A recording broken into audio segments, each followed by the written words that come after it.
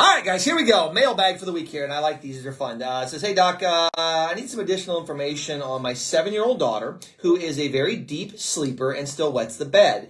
My mother-in-law saw something you did about points on the hands or fingers. I would love to learn more about this to help my little girl. And Happy New Year. Happy New Year to you, too. Okay, so here's the deal. When you're looking at bedwetting, there's a couple things going on here. There's an emotional component, always. Always an emotional component. So you got to look at what the stress is. Find that if you can.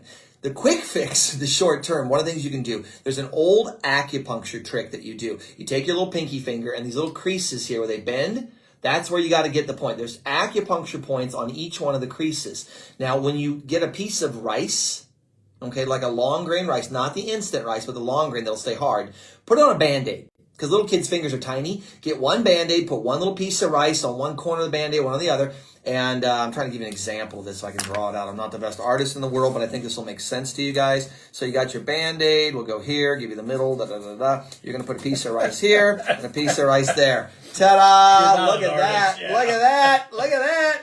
That's how it's got to go. So when you do that, you're going to make sure that rice falls across those 2 points. So it comes across this point and this one here. And you wrap a little Band-Aid around. You do it on both pinkies at night. And what's going to happen is as they're sleeping throughout the night and they move their fingers, because we all do, that little rice is going to poke that acupuncture point.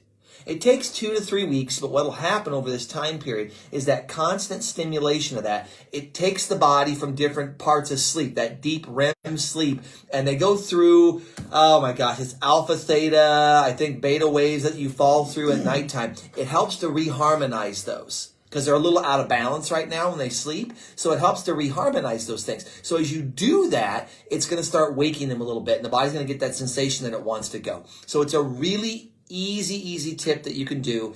Hit those little acupuncture points on the fingers. Give it about 3-4 weeks and see if it doesn't make a big difference. Now, if you notice, well, it's there, but it's not that much better, then you got to go hunt for what's between the ears.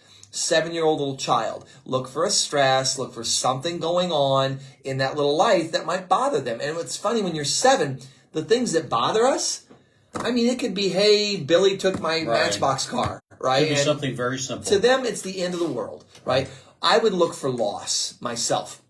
Loss of a pet, loss of a grandparent, divorce in a family is a big one I see with children. You know, look for things like that, like a loss. A friend moved. Someone left school. Someone that they were... Look for that attachment issue there and see if you can just kind of talk about it a little bit. Say, hey, you know, what was going on when this started? And think back, oh, yeah, we moved houses. All right, whole new world, new school, new bedroom, all these things. Talk about it and then do this little tip. And if you put those 2 things together, you can almost always knock out bedwetting like that. It's a really cool, fun way to do it. I've done it a lot in my career. It's fun. It's a lot of fun.